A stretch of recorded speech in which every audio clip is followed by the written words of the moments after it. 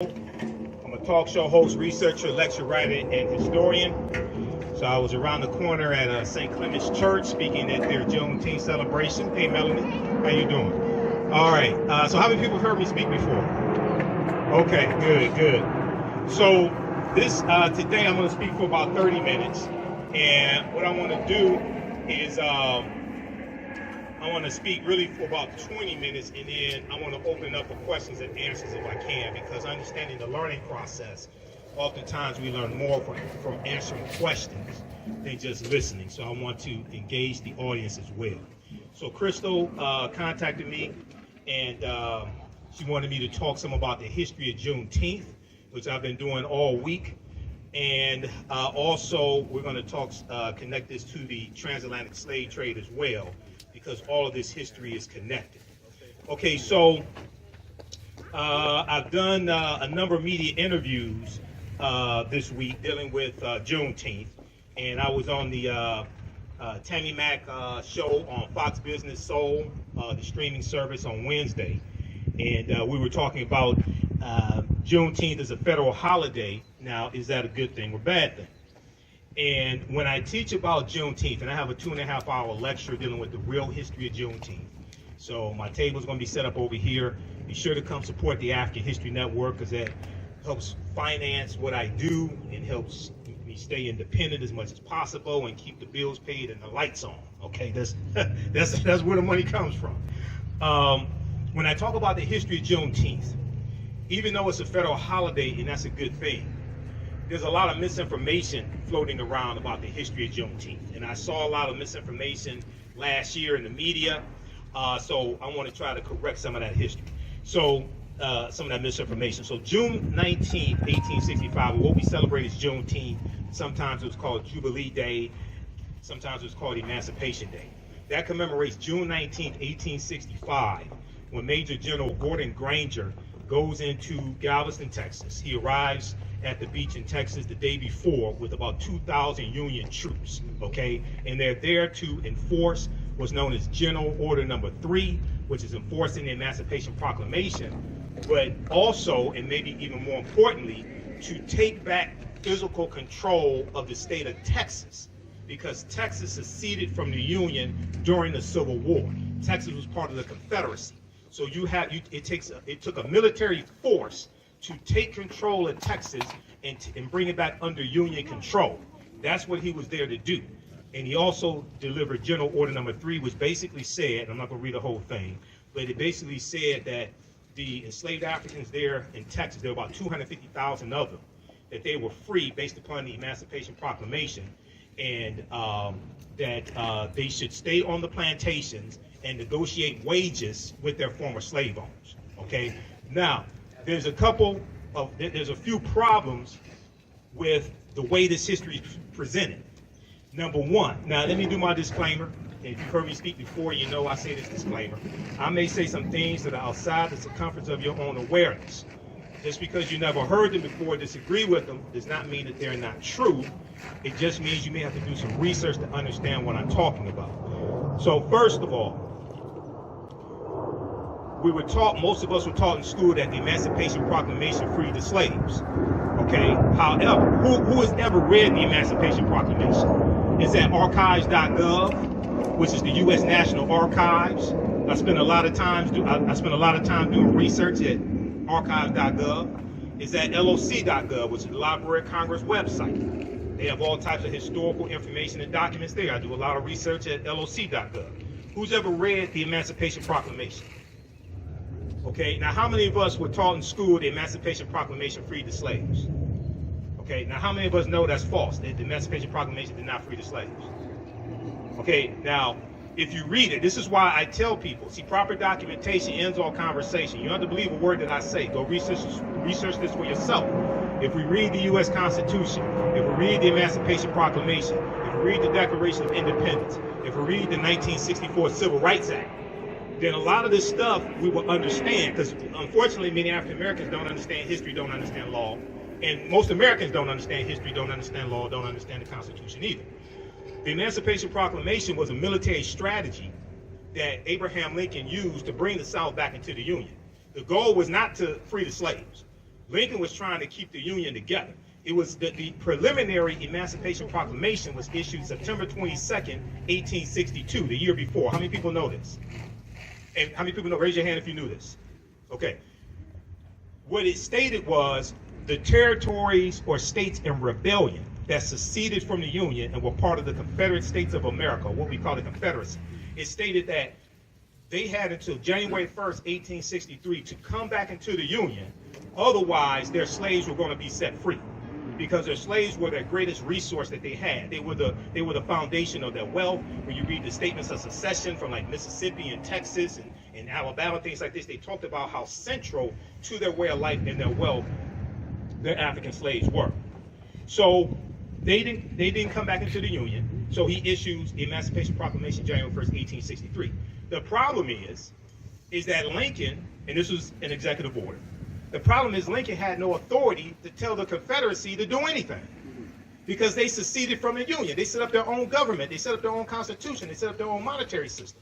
That'd be like Great Britain telling the United States that separates, and you had the American Revolutionary War, 1775, 1783, Declaration of Independence, July 4th, 1776. All of this, that's like Great Britain ordering the U.S. to do something. It's like, wait a second. This is our own sovereign government. You can't tell us to do anything. So they had no authority to do it. Now, the Emancipation Proclamation also stated that the border states, it didn't apply to the border states. So Maryland, Missouri, Kentucky, and Delaware were states that stayed loyal to the Union. They were allowed to keep their slaves, okay? When you study Maryland, Maryland did not free its slaves till November 1st, 1864. That's almost 2 years after the Emancipation Proclamation. So, like this morning, I was getting ready to speak around the corner at St. Clement's Church, and then come over here. I was watching MSNBC, Ali Velshi show, and they're talking about Juneteenth, and they said the Emancipation Proclamation freed the slaves, and they said, oh, the black people in Galveston, Texas found out 2.5 years later. And I'm sitting there, and I know it's Sunday morning, but I was cussing at the TV. I can't lie. I'm sitting there, and I'm like, who did the historical research for this? This is false. Okay, so I don't want people to misunderstand me. I'm all for celebrating Juneteenth. But when we come together and celebrate Juneteenth, we have to correct the history of Juneteenth, and we have to protect the history of Juneteenth. We also have to protect it and make sure white corporations don't pimp Juneteenth. Okay, so we have to have enough respect for ourselves to go after them when they try to pimp Juneteenth as well. Okay, so one, the Emancipation Proclamation did not free the slaves. It's going to lead to slavery ending, okay? And what happens is, as the Union troops go throughout these Confederate territories, they're taking back control of these territories. But it takes military force to do this. Now, it's going to be the 13th Amendment. It's going to be the 13th Amendment. Yeah, let me have water, brother. Thank you. It's going to be the 13th Amendment, which is ratified December 6, 1865, which is going to legally end slavery, chattel slavery in this country. And that amends the U.S. Constitution, because the U.S. Constitution sanctions slavery. Article 4, Section 2 of the U.S. Constitution laid the foundation for the Fugitive Slave Act of 1793 and the Fugitive Slave Act of 1850. We know Article 1, Section 2, Clause 3 of the U.S. Constitution, what people call a 3/5 compromise, which is really misunderstood. It did not say we're 3/5 of a human being. It was, anybody ever read the U.S. Constitution? Raise your hand. Is there anybody ever read the U.S. Constitution? Yes, we all should read the U.S. Constitution, because it's directly related to law today. If we understood the U.S. Constitution, we understood the law, we could flip all this stuff overnight. Because then we would see why our votes are being suppressed. Right. Okay? It's just like you had people who didn't understand the law January 6, 2021, and they said the president invited us here to the Capitol. Well, the president's house is the White House, 1600 Pennsylvania Avenue. He has no control over the U.S. Capitol building. That's the legislative branch of government. That's a co-equal branch of government. The powers of the executive branch are in Article 2. The powers of the legislative branch are in Article 1. He has no authority to invite you to the Capitol building. That's why you were trespassing. But if you had read, you wouldn't be catching the case right now. This is what happened. So there was an article from CBS News. They did a segment, CBS News Morning, January 19th, 2021. I talk about this on my show a lot. It deals with how most Americans don't know what's in the U.S. Constitution. And they went out on the street And most of the people they talked to were white. And they were asking them things, you know, how many members of the House of Representatives are there? Are we near the airport? Yeah. Okay, all right. Yeah, that's right. So they were asking them questions like, how many members in the House of Representatives are there? They were asking them basic questions. Most Americans, well, most people can answer the question. There was a study that came out about 2018. It's like a Gallup poll or something like that. Alabama.com has this article, AL.com. You can research this. Almost 2/3 of Americans could not name the three branches of the federal government: judicial, executive, and legislative. Almost 2/3. 1 in 5 Americans cannot name one of the three branches of government. Okay, that's schoolhouse rock. I'm gonna build on Capitol Hill. I learned that like watching Saturday morning TV in the 1970s. Right. Okay, but this is how dumbed down the American electorate is. So when it comes to understanding history, this is why most Americans don't understand history. There was an article that came out from New York Times from June 16, 2021. So this was the day before President Joe Biden signed the bill into law. We know it passed the House of Representatives, passed the U.S. Senate, sponsored by Representative Sheila Jackson Lee of Texas, who is also the sponsor of H.R. 40 as well in the House of Representatives. This article, everybody should read this, New York Times. Most Americans know little or nothing about Juneteenth poll finds. So this poll that was done by Gallup found that about 62% of Americans at the time knew nothing at all or a little bit about Juneteenth. Now, I would argue, now they go on to say, the holiday celebrating the end of slavery in the United States. Slavery didn't end on Juneteenth, on June 19, 1865. Okay? And one of the reasons why it didn't, let me let this point go.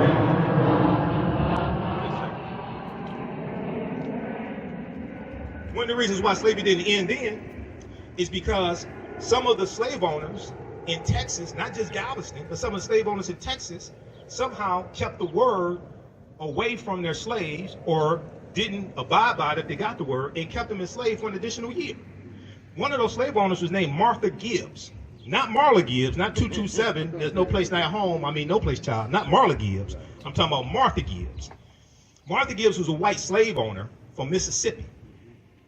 She leaves Mississippi and takes her African slaves into Texas at gunpoint. Wow.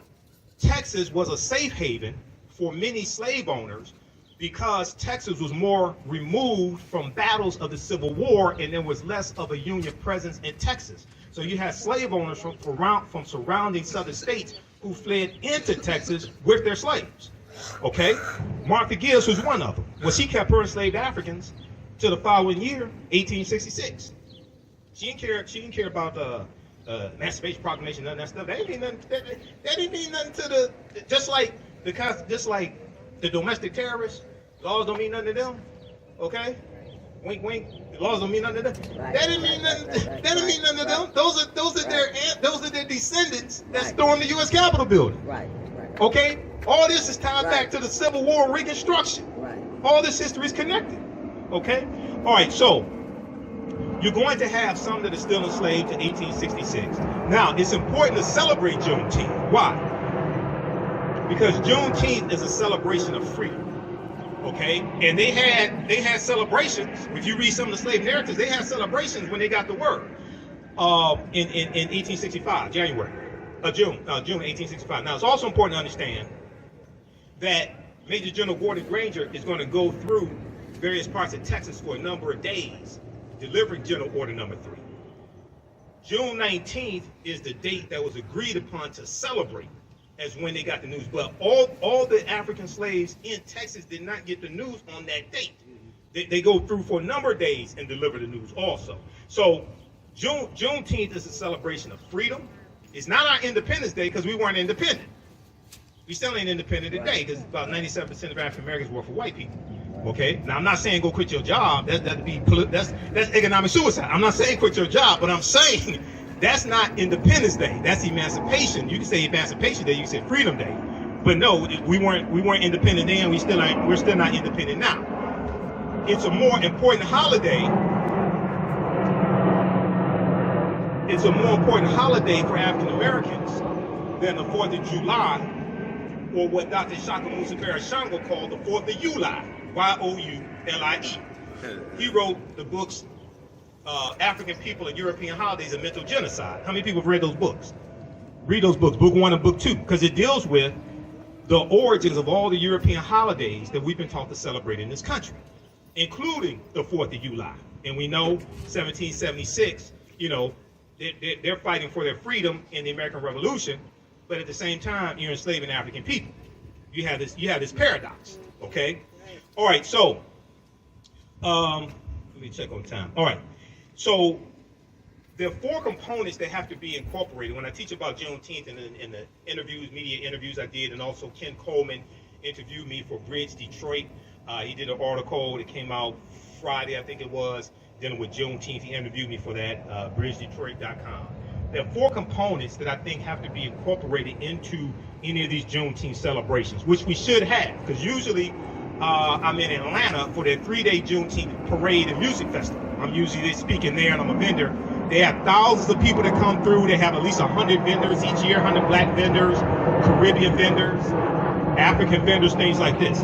One, we have to incorporate history. We have to teach the real history of Juneteenth, what it was not. Teach the history of the Civil War and why the Civil War happened, okay? Because they're trying to keep the Union together. South Carolina was the first state to secede from the Union December 20th, 1865, about 6 weeks after Abraham Lincoln becomes president-elect for the newly formed Republican Party, because the Republican Party wasn't founded in 1854, okay? Somebody called into my show. He tried to be a wise guy. He called into my show a couple weeks ago. He said, which political party owes reparations to black people? I said, well, you do realize for the majority of the time slavery existed in this country, you didn't have a Democratic or Republican Party. Because the Democratic Party wasn't founded in 1828. They were called Jacksonian Democrats, named after President Andrew Jackson. Republican Party was founded in 1854 as a backlash to the Kansas-Nebraska Act, because it was a backlash to the spread of slavery in the Kansas and Nebraska territories. So the majority of the time that you have slavery in the history of this country, you don't have a Republican or a Democratic Party. And many of the founding fathers, even though they may have been slave owners, many of them were against political parties because they thought they caused division in the country. So you're talking about reparations largely coming from the federal government, okay, regardless of political party. But you have to have a historical component to correct the history, protect the history, and deal with the real history of the Civil War, Juneteenth, and the Reconstruction Era. Reconstruction is extremely important, 1865 to 1877. The Reconstruction Era is taught very little in our schools, K through 12. There was a article from Time magazine, time.com, January 12, 2022, 6 days after the January 6th insurrection, the insurrection was a continuation of the Civil War and the political violence that brought about an end to Reconstruction. A new report finds that 45 states are failing to teach students about the period that shaped race relations after the Civil War. They're talking about Reconstruction.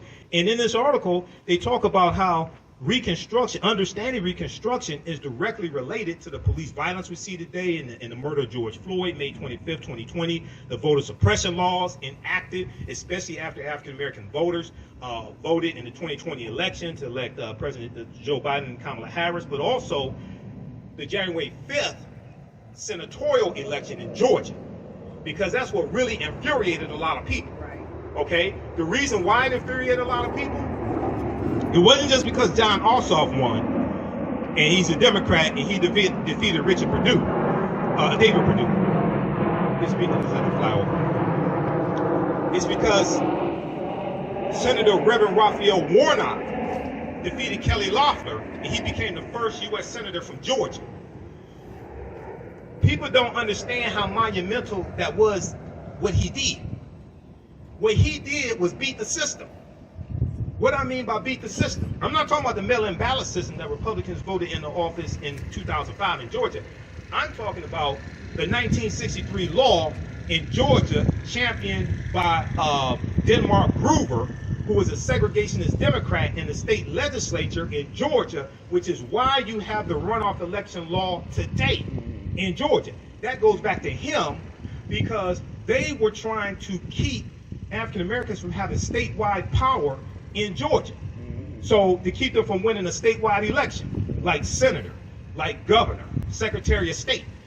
The reason why they did that was because in the primary election, if all the African Americans threw their votes behind one African American candidate, and then you had 2 or 3 or 4 white candidates, well, then the African American candidate could win. So they created this runoff election, so if nobody got 50% of the vote, then they could have a do-over, and all the white people, regardless of political affiliation, could throw all their votes behind one white candidate and defeat the African American candidate. This is why you have the state runoff election right now in Georgia. Well, what Reverend Raphael Warnock did, and Stacey Abrams, and the New Georgia Project, and St. Ufa, and all the activists, they beat the system. This infuriated the white supremacists because they said this is not supposed to happen. So what does Georgia do? Then they passed Senate Bill 202 to change the laws, and then Republicans wanted to repeal the same absentee ballot law that they voted in the law in 2005. Because what happened was we started learning the law, so we used the mail-in ballot law to our advantage and beat them in the system that they created. They said, "Oh no, now it's all of a sudden now it's all this fraud. It's a whole big problem. Right. You used it for 15 years to vote your people into office. Now we learn the law. Now all of a sudden you want to change the law." Okay, so this is much bigger than just one election. This is just much bigger than just one person. This is actually understanding fighting against a system of white supremacy and racism. So read this article from time.com. And Juneteenth also connects us to the transatlantic slave trade, or the Great Ma'afa, as Dr. Marimba Ani calls it, who wrote the book Yurugu, an African-centered critique of European cultural thought and behavior. The Ma'afa is a Kiswahili term, which means the great disaster, refers to our Holocaust, the transatlantic slave trade. Because our Holocaust is different than other people's Holocaust. I don't have a problem with talking about other people's Holocaust. We can talk about the Holocaust of Jews. Now, when we talk about the Holocaust of Jews, you also have to talk about the killing of 50,000 Afro-Germans. Because Hitler also killed 50,000 Afro-Germans. Somehow that gets left out of the conversation. January 27th is the National Day of Remembrance of the Jewish Holocaust, okay? And it's January 27th because it was January 27th, 1945, I think it was, when the Soviet troops go into Poland and liberate the Holocaust survivors from the Auschwitz concentration camps, Auschwitz 1, 2, and 3. That's why it's on January 27th. So I was reading articles from Associated Press. I was reading coverage about the National Day of Remembrance of the Holocaust, January 27th. I'm like, why don't y'all talk about the Afro-Germans who were killed? That's part of the Holocaust also. We totally get left out of that conversation. But if we don't understand that history, we don't understand how to interject ourselves into that history. So Juneteenth also connects us to the transatlantic slave trade, which we see starts formally, most sources say 1441, with Anton Gonzalez going into present-day Mauritania, capturing about 12 Africans. But we know there's historical events that lead up to that happening. It doesn't just fall out of the sky. This goes back to the conflicts and the wars that the African Moors are having in Europe with Europeans. And the Moors intermixing into European society and losing control of various areas that they control, like Al-Andalus in the southern portion of Spain. And we see this backlash. Now the Moors are taking the teachings from ancient Kemet, ancient Egypt, the Nile Valley region of Africa, into Europe. They bring Europe out of the Dark Ages. These teachings saved Europe. If it had not been for the Moors, Europe probably would have been totally devastated by the Black Death, the bubonic plague. It hits in 1347 to 1400. Europe loses between 1/4 to 1/3 of the population. Estimates of somewhere between 25 million to 75 million people. But the Moors introduced science. They introduced new types of nautical instruments. They introduced the periodic tables. They introduced something they call alchemy. Today we call it chemistry. Al is the Arabic prefix. Algebra, alcohol, alchemy, things like this. They're introducing different types of surgical instruments. They're creating standards for physicians to pass, okay?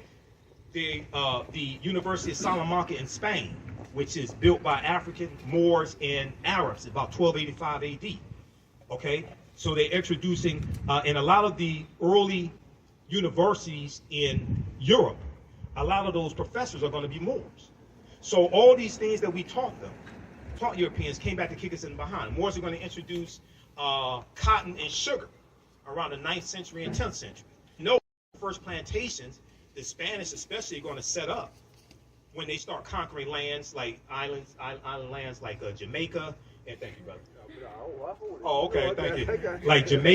Like Jamaica and Hispaniola, things like this are going to be sugarcane plantations, because sugarcane requires a warm tropical area to grow in. All right. So when we go from the beginning of the transatlantic slave trade, and then we see the English get involved in 1562 with John Hawkins and the good ship Jesus and things like this, we see the triangular trade created.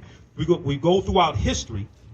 We're going to see resistance all throughout. We see here, even in this land, I know people talk about August 20th, 1619. One, it's important to understand that African people were here in this land that we call the United States of America going back at least 51,700 years ago. If you read the book, how many people are familiar with Dr. David Imhotep, who wrote the book, The First Americans Were Africans, Documented Evidence? So he's a friend of mine. I've interviewed him probably 13, 14 times. His first book has 713 footnotes. It thoroughly documents an African presence in this country going back at least 51,700 years ago, the Khoisan. The Khoisan have the oldest DNA on the planet. They come from Southern Africa. They go all around the world. They're the ancestors to the Anu and the Twa. The Twa are derisively or derogatorily called pygmies in European anthropology and archaeology. They go all around the world. They're short-statured Africans.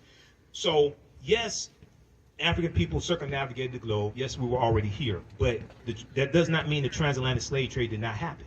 Now, the Spanish are the second ones involved in the transatlantic slave trade. They're bringing Africans into the territory we call in the South Carolina, Georgia area in 1526. This is 93 years before 1619. So even though people talk about 1619, you have to deal with that history before then. You have to talk about Juan Garrido, who was born in West Africa in 1480. He comes into Florida in 1513 with the Spanish conquistador Juan Ponce de Leon. It's going to be Juan Ponce de Leon who names Florida, who gives Florida its name. It's Spanish, which means it has some reference to flower. This is where Florida comes to. Well, Juan Garrido is probably the first African we know of by name who comes to this land we call the United States of America. This is long before 1619. So even though 1619 is important to understand, and understand it in the proper context, that's not when we first came to this land, but that's part of the transatlantic slave trade. Now, August 20th, 1619, when the White Lion pirate ship, you have the White Lion and the Treasure, two English pirate ships that come into Virginia, basically Point Comfort there in Virginia. How much time I'm at 27. I'm not at 28 minutes, Crystal. How am I on time? Hey, go on. Okay, so when these two English pirate ships come in, and you have 20-odd Africans who are exchanged for food and water and supplies, right? At this time in 1619, did you know codified slave laws don't exist in any of the 13 colonies? Did y'all know this? Y'all didn't know this? Nope. Oh, you have to bring me out here to speak more often. Yeah. No. Who's read Before the Mayflower by Lerone Bennett Jr.? Because he breaks some of this down in chapter 2. Chapter 2, 6th edition, right around page 40, he talks about the names that African people had in this land. When Europeans got here, they were called Moors. They were called Negers, N-E-G-E-R-S, Nagars, N-E-G-A-R-S, and Blackamoors, okay? The word Negro really wasn't used for us at that time. He's talking about in the 1600s, all right? So, and he's talking about the presence of the Moors here when Europeans got here. And then at that time, also in the colonies, the people who we call white people, they weren't referred to as white. They were referred to as either Christians or Englishmen, okay? So they're exchanged for food and water and supplies. They're put into a form of indentured servitude for about 3 to 5 years and released from that. Some of them go on to own land. You're going to have some Africans who come here, either willingly or unwillingly, who end up owning white indentured servants also. That's a whole nother conversation. Some people don't want to have that conversation. Don't know why, but that's part of the history. Lerone Bennett Jr. breaks this down in chapter 2 of Before the Mayflower. Okay, so this is Juneteenth connects us to the transatlantic slave trade. The first colony to have codified slave laws is going to be Massachusetts, 1641. They come to Virginia about 1660, 1661. The laws are coming to different colonies at different times. Different colonies had their own laws, okay? So some of the slave ships And I was looking at some information from nationalarchives.gov for the UK. Some of the slave ships, the Triton had 150 African slaves, the Antelope 230, the Juno 250, the Alexander 450, the Baltimore 280, the Polly 400, the Jason 360. We know the good ship Jesus 1562. John Hawkins, who becomes later Sir John Hawkins of Plymouth, England, had 300 Africans as well. And we know that the transatlantic slave database estimates there's about 12 million Africans that are going to be taken out. Now, that's probably a lowball number. We know that people, Dr. John Henry Clark, put the number at about 100 million. Dr. W.B. Du Bois put the number close to about 100 million or so. But whatever number we deal with, we have to also understand this chronology of history as well, okay? So, and it's also important to understand that we fought slavery every step of the way in this country and in Africa. There were wars that were fought. There's a good book by Sylvian Diouf called Fighting the Slave Trade, West African Strategies, Fighting the Slave Trade, West African Strategies. And this book deals with the different types of strategies that we used in West Africa to fight against these European colonizers and fight against the transatlantic slave trade as well, okay? So here in this country, you're going to have somewhere around 250 physical slave rebellions taking up arms. We know about Nat Turner, 1831, Southampton County, Virginia, and others. We know about the Stoner Rebellion, 1639 in South Carolina. There were other forms of resistance, however. Learning to read and write was a form of resistance, because one of the things that we did when we learned to read and write is wrote our own freedom papers and ran away. That's what some of us did. We wrote our own freedom papers and ran away, because a lot of the slave patrollers that you encounter on the roads, a lot of them were poor white men who were illiterate. They couldn't read or write. So you can give them any paper, say these are my freedom papers, or a travel pass or something like that. Learning to read and write was a form of resistance. Having work slowdowns, slowing down the pace of work was a form of resistance. Poisoning white people's food was a form of resistance, okay? Destroying tools or sabotaging tools, maiming oneself, cutting off toes, something like that. Those are different forms of resistance that we engaged in as well. Okay, so when we have these celebrations, it's important for us to invoke the ancestors as well, and the brother did the libations, which brings in the power and the energy of our ancestors, and it helps reconnect us to our ancestors also. And once again, I'm gonna wrap up with this, and we can open up for questions if we can. But when we have these celebrations dealing with Juneteenth, it's important to correct the history and protect the history of Juneteenth, and deal with history, political education, economic empowerment, as well as law. Okay, so I want to thank you for your attention. I want to wrap it up there. Usually I end my presentations. Right now, it's correct wrong behavior. It's not over till we win. Wakanda forever. And because Wakanda is a real word, comes from the Omaha Ponca Sioux Indian language, means possessing secret powers, but it's also a Bantu word. It's in Key Congo as well. So Wakanda is a real word. So Asante Sana, can we open it for questions? Okay, let's open up for questions. Did you all learn anything? Yeah. Okay, all right, thanks. Now, and then I'm gonna have my DVD lecture set up over here. Also, I'll be registering people for 2 10-week online classes that I teach on Saturdays and Sundays. Saturdays is Ancient Kemet, the Moors, and the Ma'afa, Understanding the Transatlantic Slave Trade, where they didn't teach you in school, where we do it thousands of years of history. We do the sessions live. All the sessions are archived and recorded. You can watch it a year from now, 2 years from now, it'll still be there. Sundays, I teach from the Civil War to the Civil Rights Movement and Black Power, 1865 to 1968, which gets deep into this history dealing with Juneteenth, Civil War, Reconstruction, all that history. Okay, any questions? When was slavery elimination in Brazil? When the end? Yeah, that was the Well, it ends about right around 1888 in Brazil. Yeah, right around that time, 1888 in Brazil. Yeah. Any other questions? Yes, Crystal. How far? And thanks for inviting me out here, Crystal. Also. All right. How far north? My grandchildren and children have asked me if there was slavery in Ohio and Michigan. How far north did slavery go? It was all throughout. At one time, all the 13 colonies had slavery. In Michigan, it's about 1837. Michigan abolishes slavery. Illinois abolishes 1818. Ohio is going to abolish slavery right around 1818 or so. Yeah, slavery was in all of the. Michigan was not one of the original 13 colonies, but even when you look at the 13 colonies, at one point slavery was in all of the 13 colonies. So you know that the reason why Wall Street has its name is because when it was the colony of New Amsterdam, which was a Dutch colony, about 1627, they forced the Africans to build a wall to keep Native Americans out. And then New Amsterdam becomes a British colony called New York. So that wall is where Wall Street is today. That's where Wall Street gets its name. And it was African slaves who were traded originally on Wall Street, the physical Wall Street. Not the stock market, but the physical Wall Street. It was African slaves that were traded there. But that's where Wall Street gets its name from. So all of the 13 colonies at one point had slavery. Yes, brother. Jim Reed here.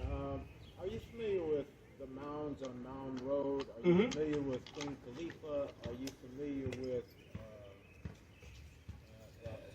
Yeah, so you had the mounds on Mound Road. So you had about 1 million mounds in this land we call the United States of America, okay? And go ahead, brother. So you have mound builders, you have Native American mound builders, you have African mound builders, the Khoisan, okay? Now the ones on Mound Road, I've heard different things. I'm not sure who built those, okay? But yes, at one point you had about 1 million mounds in this land we call the United States of America. Today is somewhere, I think, about 100,000. Dr. David Imhotep talks about this as well. Cahokia in East Illinois is the largest mound that still exists today. Okay, and these are the early mound builders were African people. Now, yes, you did have Native Americans that built mounds. So I'm not trying to take, sometimes when we talk about African people being here first, even though people concede that African people were the first people on the planet, but then we talk about being them here first in the U.S., then it causes a problem. I'm not taking anything away from Native Americans.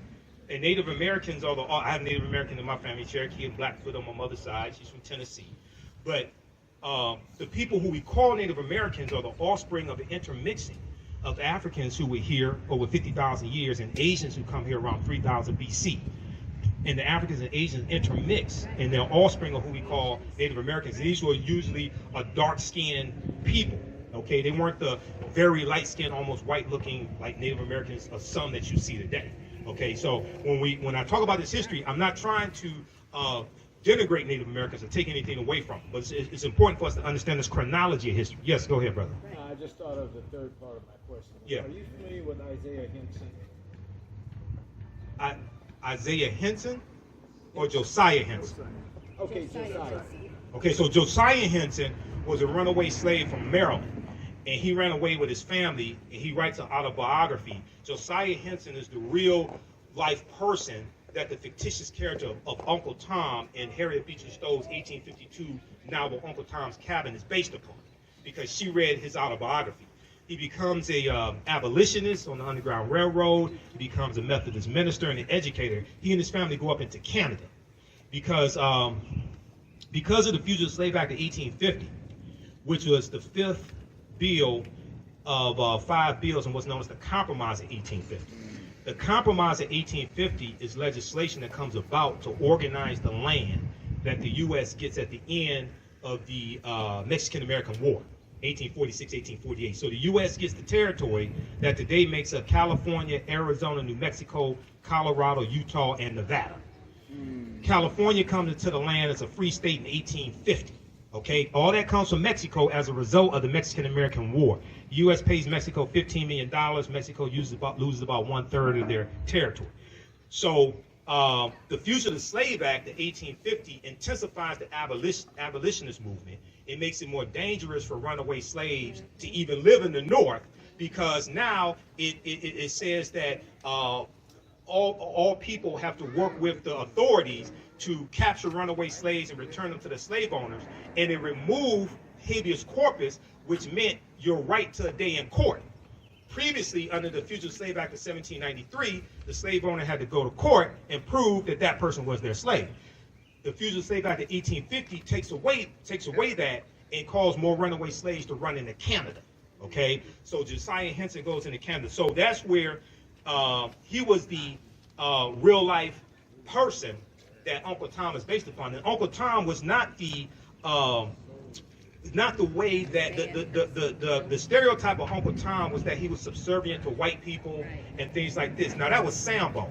Sambo was a slave who followed the slave master Simon Legree around and told him where the slaves were hiding, who were running away, things like this. Uncle Tom was the slave who refused to beat black women. He was the slave who took cotton out of his sack, put it in the other slave sacks who didn't meet their daily quota, things like that. That's who Uncle Tom was in the book.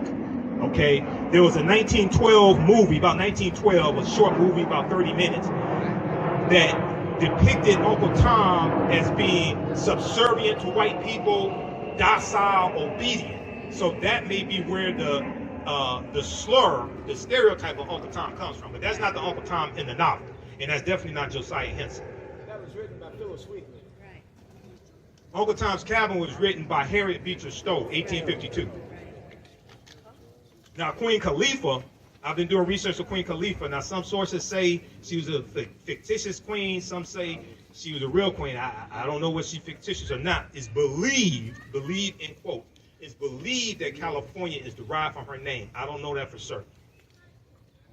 Any other questions? Okay, we'll go over here and then go to his brother here. Yeah. It's actually two questions, if that's Mhm. okay. The first question is it true that the difference between the indigenous people of this land and the Native Americans, is it true that the Native Americans are by land contract and the indigenous people are people that were the first people that was here on this land? Okay. So it depends upon how you're using the term indigenous. If you want to say, if you are you Original. okay, the original. Okay. So when you say land contract, you're talking about treaties. Yes. Native Americans. My other question Uh-huh. is, are you familiar with Dumb Diverses and the Yeah. decree that King James wrote? Because it Well, ties Dumb into- Diverses is 1452. Right, Okay, but that's before King James time. right, I know that. Okay. But it still affects us to this very day, right? Some decrees that happen in Dumb Diverses. I've heard people talk about how those decrees from the 15th century still affect us today. Now, I want to see them really explain to me the relationship. This is before the United States of America came into existence. Right. Okay, so I'm familiar with the argument, but I want them to explain to me how does that apply to the U.S. today. I'm familiar with the argument. I'm familiar with a lot of arguments. Okay. Wasn't it the Pope, his decrees was to enslave us? So isn't that how it still affects us today? A lot of decrees is to enslave us during his day. But I don't I fail to. I've looked at the information, but I fail to understand. So you have treaties like I think it's about 1454, the Treaty of Tordesillas, when the Pope divides Spain and Portugal. The Pope sends Spain and Portugal out to divide the non-Christian world among Spain and Portugal, things like So this. that would affect us, right? No, Weren't we the non-Christian? but that's before you have a new United States government that has a constitution and a sovereign. Okay, so this might be a discussion. Michael, this is a discussion. We got a after. sidebar on that. Let's get to the We got a next sidebar on question. that. Go ahead, All brother. right. My other question was, Yeah. if you don't mind, Go ahead. are you familiar with the decrees of King James? Which decrees of King James? The one that had us enslaved, the ones that had us from Ireland, brought from Ireland over here to America. I'm familiar with those somewhat because Ireland was a colony of England. Ireland was a colony of England. Right. Now, what about the decree? So, wasn't there land contracts that was given to people that came from Ireland over here that had something to do with the 7-year indentured servitude? There were people who entered into indentured servitude and then were awarded land afterwards. Some of them were of African descent also. In chapter 2 of Before the Mayflower by Lerone Bennett Jr., he talks about this as well. We can have a sidebar because that's what my table is going to be. I want to get to some of these other questions. Yes, brother.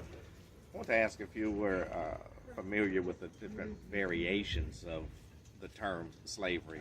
And I bring that up simply because most of the things that we have been exposed to through media, watching Mandingo, watching Django, watching Roots, show slavery in a particular light. I mean, there were white slaves. There were. You had slavery in Europe. You had slavery in Slavic nations. You had a slavery. Now, this is before. This wasn't chattel slavery, but you had slavery of Muslims enslaving Christians. Some of those Muslims were Moors enslaving white Christians. Okay, so you had different types of slavery. The one here in the U.S. was a chattel slavery. After, now, not in 1619, chattel slavery didn't exist in the 13 colonies in 1619, but later, after it's going to be developed, you're enslaved for perpetuity. So your children are born into slavery. Okay, you're enslaved for perpetuity, which was different than other forms of slavery, even though other forms of slavery were wrong. Okay, but here you're a slave because of quote unquote race, which is a made up construct. Okay. 2, you're enslaved for perpetuity, forever. So your children's children are born into slavery. All right. So it's a different concept. So, and this has to be a distinction has to be made, because then when we talk about repairing the damage of slavery, what some people call reparations, then other people say, well, everybody has slavery. No, that was different than what happened here, and slavery was written into the U.S. Constitution. Right. Well, my point is, by showing what we've been exposed to media-wise, I made a personal trip to the plantation in New Orleans where they filmed Django. Django Unchained. Yes, and they gave us a tour, but explained slavery in that particular area, and they described it in a way that was much more different from what we have seen in the media. It was almost like slavery was cooperation between the slaves and the slave owners, and they had rights down there that were respected by law. Some different states had different laws and different levels of slavery also. For instance, so in Virginia, it was legal for slaves to learn to read and write up until 1831. 1831 is when you had the Nat Turner Rebellion, because Nat Turner was literate and he could read and write, and he could read the Bible, and he used the Bible as a tool to teach his people that they should be free. So after the Nat Turner Rebellion, after he was captured and executed, the state legislature passed a law to then ban teaching slaves to read and write. So different colonies, different states at this point, different states did have different laws. Okay, and you had states that abolished slavery before others. Massachusetts is one of them, around somewhere around 1780. Vermont's going to be the first one, 1777. So there were different variations. It wasn't just like the same thing all throughout all the states. There were different variations based upon which state you're talking about. Okay. Any other questions? And then I'll be over on my table. So we have my DVD lectures. You can register for my online history classes. I teach on Saturdays and Sundays also. We have them at a discount. Yes. Could I have one question? One last question. Okay.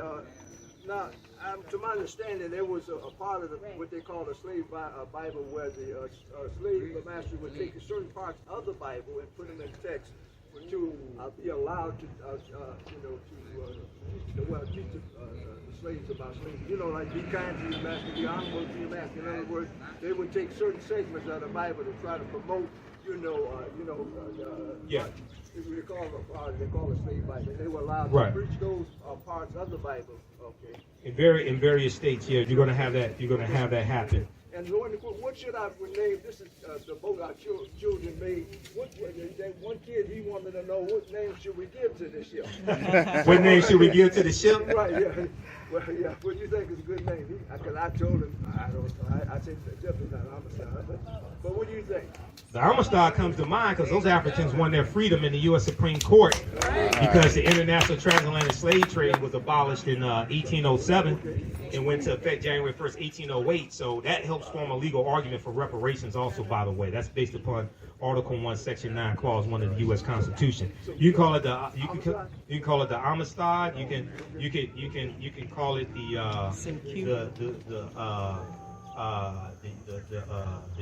ship Kemet. You can call it the Nile Valley.